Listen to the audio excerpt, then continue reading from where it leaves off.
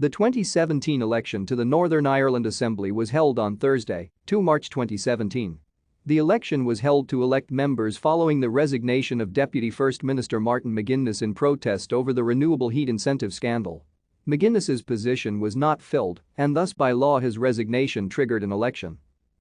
8 parties elected MLAs in the 6th Assembly: the Democratic Unionist Party, Sinn Féin, the Ulster Unionist Party, the Social Democratic and Labour Party, the Alliance Party of Northern Ireland, the Greens, People Before Profit, and Traditional Unionist Voice.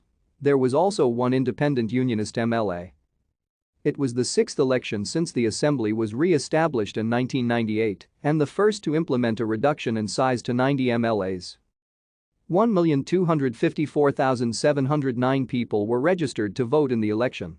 64.78% of registered voters turned out to vote in the 2017 Assembly election, up 9.8 percentage points from the previous Assembly election held in 2016, but 5 percentage points less than in the first election to the Assembly held in 1998.